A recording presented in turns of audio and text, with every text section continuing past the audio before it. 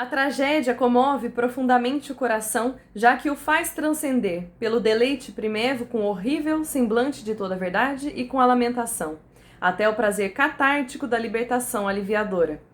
Tendo a sua essência inteiramente orientada por outro objetivo, a tragédia logra, por isso mesmo, atingir eventualmente por comoção o âmago de uma pessoa, que poderá sair transformada desse contato com a verdade do real.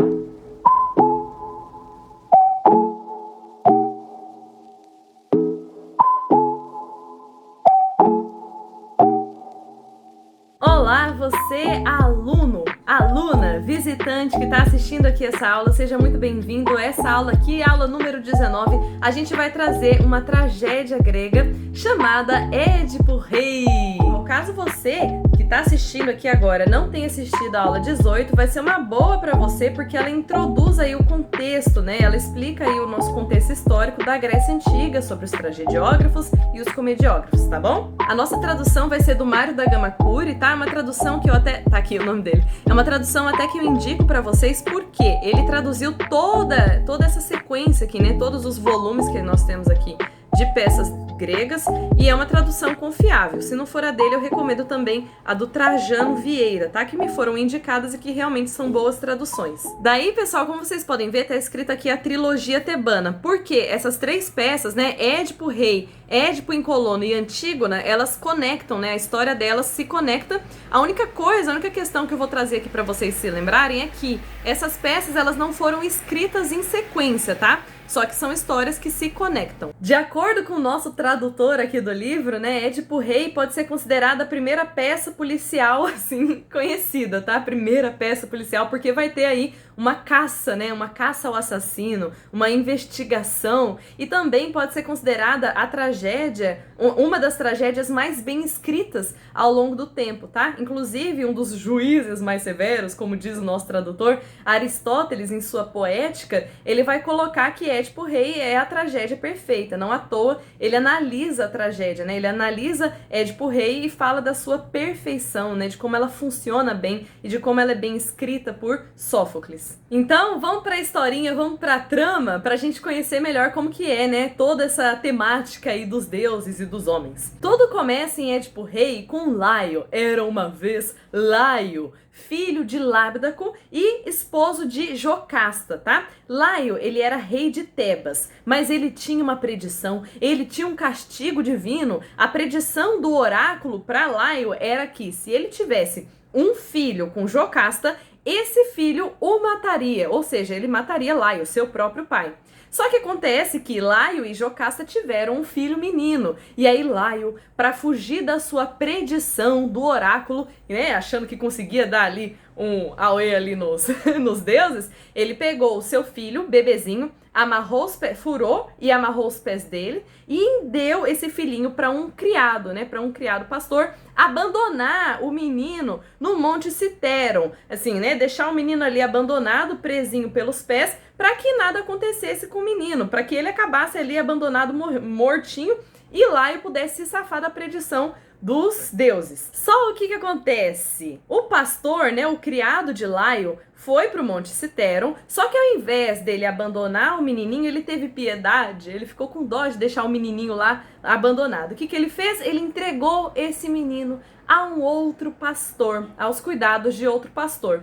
Esse outro pastor pegou o menino, o bebê, que vocês vão saber já já que é Édipo Rei, pegou o bebezinho e levou a um outro reino, entregou o bebezinho ao seu rei. Entregou porque o seu rei, né, o rei Pólibo de Corinto, não conseguia ter filhos com sua esposa Mérope. Então esse pastor que achou o bebezinho pegou e deu para o seu senhor, né, para que ele pudesse ser feliz. E o que acontece? O rei Pólibo e a rainha Mérope adotaram o menino Édipo Rei como seu próprio filho. E por que o nome dele é Édipo, né? É Édipo porque Édipo, em grego, significa pés inchados, tá? Por causa dos pezinhos dele que foram ali perfurados. E aí, gente, Édipo cresce feliz, né? Acreditando aí que ele é filho de Mérope e do rei Pólibo. Só que em determinado momento de sua maturidade, em uma festa, um homem, um habitante de Corinto, embriagado, falou que Édipo era, na verdade, um filho adotivo. Aí Édipo ficou incomodado com aquilo, né? Ficou assim, uai, sou filho adotivo? Sou, não sou? Que é isso que estão me falando aqui? Mesmo o cara estando bêbado, ele sentiu uma coisa estranha. E aí ele foi conversar com seus pais, ele foi tirar satisfação lá com Mérope e com Pólibo, e falou, aqui, eu sou adotado ou não sou? Aí acontece que os dois não revelaram que ele era adotado, né? Que ele era um filho, assim, tido como filho, mas que não era filho biológico de verdade. Só que Édipo não ficou contente com a resposta dele, ele ficou inquieto. Então ele foi sozinho pro templo de Delfos, né? Um templo em Delfos, no templo de Apolo. Ele foi sozinho ali perguntar pro oráculo se ele era realmente um filho adotivo. Só que o oráculo não deu uma resposta assim na lata, porque ele acaba falando por enigmas. E ele só revelou o seguinte, que Édipo mataria seu próprio pai e que acabaria casando com sua própria mãe. Foi isso que o oráculo revelou para Édipo, né? E o Édipo, ele recebendo essa mensagem, ele ficou com receio dessa predição. Então o que ele fez? Acreditando que os pais dele era Pólibo e Mérope, ele saiu de Corinto, ele abandonou a cidade para também tentar contornar essa predição. Mas você sabe que ele não é filho dos dois, né, dos reis de Corinto. Você sabe que ele é, na verdade, filho de Laio e de Jocasta, né? E aí acontece que em seu caminho, Édipo passa por onde? Por Tebas, a sua cidade dos pais biológicos. Ele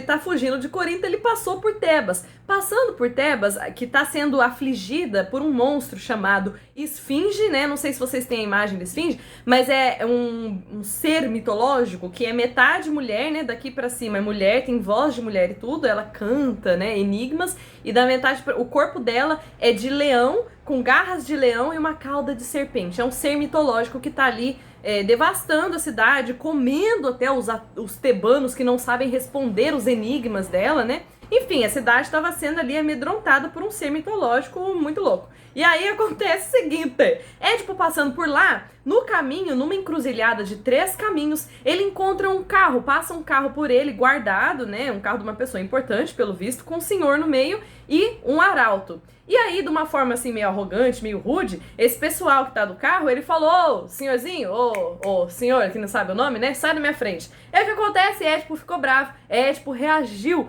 E aí acontece que numa bagunça, Édipo acabou matando basicamente todo mundo que tava nessa carroça, né, todo mundo que tava ali. Só que ele não sabia que o senhor idoso que estava ali na carroça, no meio que pediu ele para sair do caminho, era seu pai, era o rei, era Laio que estava na carroça. Então, metade do oráculo já foi aí, ó, realizado. Por mais que os dois tentassem contornar, né? Laio tentou contornar, tentando abandonar Édipo. Édipo tentou contornar, abandonando Corinto, sem saber que, na verdade, o pai dele era Laio. Enfim, Édipo continua aí sua trajetória, matou ali todo mundo da carroça, continuou e acabou vencendo a Esfinge. Ele decifrou o enigma da Esfinge, gente. Então ele livrou Tebas daquele grande mal. A Esfinge foi embora depois que ele resolveu o seu enigma. Então Tebas, em honra a esse grande herói que salvou sua cidade, deu a ele o trono e também a viúva, a rainha que estava viúva, Jocasta. Então aí se completam as 2 predições do oráculo. Édipo matou seu pai Laio e casou com sua mãe, Jocasta, que ele também não sabia de nada. Gente, esse é só o pano de fundo da história. Isso daqui é só a explicação do que aconteceu antes, porque a peça ela começa aqui, tá? A narrativa da peça ela começa aqui agora, com Édipo sabendo que a cidade está invadida por uma peste. Então as mulheres não podem ter filhos, as coisas não nascem do solo, né? O solo é infértil, o gado não procria, nada tá dando certo, nada é fértil na terra de Tebas. Por quê? Tebas está sobre uma maldição divina. E aí que começa a peça com Édipo dizendo que vai resolver e já mandou o seu cunhado, Creonte, até um oráculo, para esse oráculo revelar qual que é o problema com a cidade, para eles resolverem, para o povo parar de sofrer. É nesse momento que inicia a peça com Édipo falando a seus cidadãos de Tebas. Creonte, ele vai voltar do oráculo, né, que é o seu cunhado, irmão de Jocasta, ele volta do oráculo e fala para Édipo que a cidade ela tá passando por essa peste porque Os deuses estão irritados com o assassino de Laio. Ou seja, os deuses querem que o assassino de Laio seja revelado para que a cidade seja liberta da peste. Só que a gente sabe que o assassino de Laio é Édipo, né? O próprio filho dele, que não sabia, matou o rei na ignorância. E aí que começa aí essa investigação da nossa peça policial, né? O Édipo, ele se coloca à disposição a ferro e fogo de encontrar quem é o assassino do rei. Fala, não, o rei era grandioso, quem que teria a audácia de matar o grande rei Laio, filho de Lábdaco, né? Ele se coloca nessa posição de realmente encontrar. Mas mal sabe Édipo que ele tá, na verdade, procurando a si mesmo. Vou até ler para vocês aqui uma parte da fala do Édipo em busca do assassino, né, que revela que ele tá buscando, na verdade, ele mesmo. Aqui vocês podem ver que é uma fala bem grande, eu selecionei uma parte para vocês, e ela é dividida em versos, tá? Ó, como vocês podem ver. Declaro neste instante em alta voz, Cadmeus. Ordeno a quem souber aqui quem matou Laio, filho de Lábdaco, que me revele tudo, ainda que receie represálias, fale. Quem se denunciar não deverá ter medo, não correrá outro perigo além do exílio, a vida lhe será poupada. Se alguém sabe que o matador não é tebano, é de outras terras, conte-me logo, pois a minha gratidão virá juntar-se generosa recompensa. Mas se ao contrário, cidadãos, nada disserdes, e se qualquer de vós quiser inocentar-se, por medo ou para proteger algum amigo, da imputação de assassinato, eis minhas ordens. Proíbo terminantemente aos habitantes desse país onde detém o mando e o trono que acolham o assassino sem levar em conta o seu prestígio, ou lhe dirijam a palavra, ou lhe permitam irmanar-se às suas preces, ou sacrifícios e homenagens aos bons deuses, ou que partilhem com tal homem a água sacra. Que todos, ao contrário, o afastem de seus lares, pois ele comunica mácula indelével, segundo nos revela o Deus em seu oráculo. Eis, cidadãos, como demonstro acatamento ao Deus e apreço ao rei há tanto tempo morto. O criminoso ignoto, seja ele um só ou acumpliciado, peço agora aos deuses que viva na desgraça e miseravelmente. Se ele convive comigo sem que eu saiba, invoco para mim também os mesmos males que minhas maldições acabam de atrair inapelavelmente para o celerado. Daí, gente, Édipo, de todas as formas, vai tentar encontrar o assassino, vai tentar buscar testemunhas. E primeiro, né, depois de ter chamado Creonte, ele vai chamar o adivinho Tiresias para chegar e revelar para ele, né? Tiresias é um profeta, é um velho cego, mas que ele prediz as coisas humanas e divinas. Só que chega Tiresias e Tiresias ele sabe de tudo que aconteceu, mas ele tá relutante em falar aquilo pra Édipo, né? Porque é muito doloroso de falar a verdade. E aí, de certa forma, fica os dois, né? Tanto Tiresias quanto Édipo, eles ficam numa fúria, né? Porque Tiresias tenta dar indiretas, mas Édipo, ele vai ficando cada vez mais com mais raiva, porque ele não consegue entender. E ele manda Tiresias se retirar. Na verdade, o próprio Tiresias quer ir embora de uma vez. E aí tem uma fala dele aqui que eu vou ler pra vocês antes dele se retirar. Já me retiro, mas direi antes de ir, sem nada recear o que me trouxe aqui, pois teu poder não basta para destruir-me. Agora ouve, o homem que vens procurando entre ameaças e discursos incessantes sobre o crime contra o rei Laio, esse homem, Édipo, está aqui em Tebas e se faz passar por estrangeiro. Mas todos verão bem cedo que ele nasceu aqui, e essa revelação não há de lhe proporcionar prazer algum. Ele que agora vê demais ficará cego. Ele que agora é rico pedirá esmolas e arrastará seus passos em terras de exílio, tateando o chão à sua frente com um bordão. Dentro de pouco tempo saberão que ele ao mesmo tempo é irmão e pai dos muitos filhos com quem vive, filho e consorte da mulher de quem nasceu, e que ele fecundou a esposa do próprio pai depois de havê-lo assassinado. Vai e reflete sobre isso em teu palácio, e se me convenceres de que agora minto, então terás direito de dizer bem alto que não há sapiência em minhas profecias. E aí Édipo, né, em seu orgulho, em sua ignorância, apesar de ser um rei legal, um rei solícito, né, ele sempre se coloca como um rei que está ali disposto a resolver os problemas do povo, ele começa a desconfiar de Tiresias e de Creonte. Ou seja, ele começa a achar que Creonte está querendo tirar o lugar dele, né, de rei, junto com Tiresias, armou algum tipo de armadilha para incriminar Édipo, ou seja, ele está querendo criar algum joguinho ali para que ele não seja o culpado. Mas aí acontece que vai surgindo aí outros personagens que vão trazendo essa revelação para Édipo. E dói muito nele reconhecer que ele foi o assassino de Laio. Então vão trazendo pistas, a própria Jocasta traz pistas sobre o dia do assassinato do rei, que ele começa a desconfiar que foi ele próprio que matou, mas ele ainda não sabe que ele é filho. Ele sabe que ele assassinou Laio com o tempo da peça, mas ele ainda não desconfia que ele seja filho. Ele só vai desconfiar disso quando chega um mensageiro de Corinto e anuncia ao rei de Tebas, né, a Édipo e Jocasta, que o rei Pólibo de Corinto, né, que é o até então pai adotivo de Édipo, foi morto. Na verdade, ele morreu de causas naturais. E aí Édipo fala: eu venci o oráculo, eu não matei meu pai. Mas ele, como eu falei pra vocês, ele ainda não sabe que o pai dele é Laio, que a profecia já foi realizada. Mas já aí com esse mensageiro que vem de Corinto, ele revela que Pólibo morreu, mas ele também vai revelando mais sobre a situação, sobre ele ser filho adotivo. Também aparece o pastor que encontrou ele no Monte Citeron. Também volta ali pra cena, a pedido de Édipo e de Jocasta, né? Volta ali em cena o criado de Laio que abandonou Édipo, e aí toda essa trama acaba sendo revelada, até que Édipo percebe, né, o que aconteceu, que ele não contornou os deuses, que realmente a predição aconteceu, e aí ele percebe. Só que o que acontece? Jocasta já percebeu um pouquinho antes de Édipo, sai de cena e vem alguém do coro e notifica: Jocasta, ela se suicidou. A Jocasta, a rainha, já não está mais entre nós, ela se matou. Tá? Ela se enforcou porque ela não aguentou ver a verdade. Primeiro ela enlouqueceu, ela entrou enlouquecida pro palácio e morreu, né? Ela se suicidou.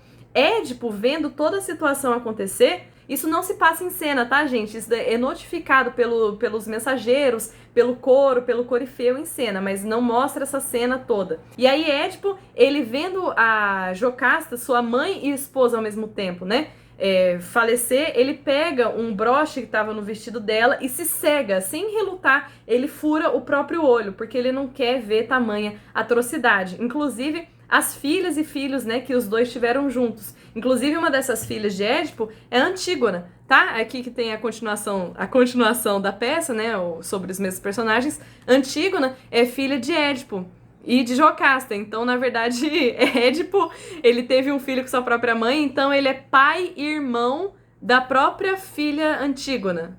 E essa, gente, é a trama de Édipo Rei, né? O herói trágico Édipo, que acaba cego, que acaba com uma decaída, Jocasta se suicida, e a verdade sobre ele mesmo é revelada, né? No final das contas, nessa peça, é a busca pela verdade, a busca por conhecer ele próprio, que ele não tem noção da sina dele, né? Ele não tem noção do destino dele.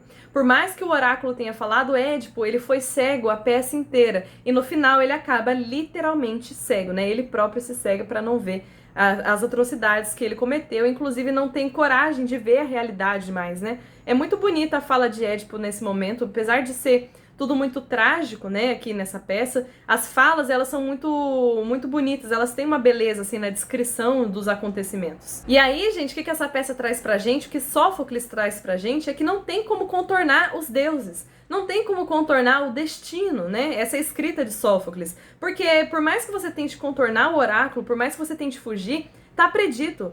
É o teu destino, não tem como você fugir. A vontade humana não sobrepõe a vontade divina. Isso que traz, né, nessa peça de Édipo Rei, que não tem como se sobrepor à vontade dos deuses. E aí a falha de Édipo, né, como a gente pode falar, a híbris, né, a falha trágica de Édipo seria não reconhecer, é o orgulho dele de não reconhecer que ele é menor do que os deuses, né, ele quis ser maior, afinal ele derrotou a esfinge. Então acontece que a decaída de Édipo, ela traz ao mesmo tempo esse terror, né, o que fala, a sensação da catarse, de terror e de piedade, porque a gente vê essa figura ilustre caindo, né, diante dos nossos olhos e com um final tão trágico. Esse foi o resumo da peça Édipo Rei de Sófocles, tá bom? Fica aqui a indicação pra vocês com a tradução do Mário da Gama Cury, que é uma boa tradução. Eu espero que vocês tenham gostado de conhecer aí um pouco sobre a tragédia grega, né, sobre quais temas que são abordados dentro de uma tragédia grega. Se você gostou, gostou? Deixa aqui o seu joinha. Deixe aqui o seu comentário para talvez, né, fazer uma crítica, para tirar uma dúvida, ou para fazer um elogio, ou para comentar que interessante essas aulas de dramaturgia, ou para falar, ai professora, que saco estudar dramaturgia. E a gente se vê nas nossas próximas aulas, e já vou dar um spoiler para você, na nossa próxima aula a gente vai estudar o quê?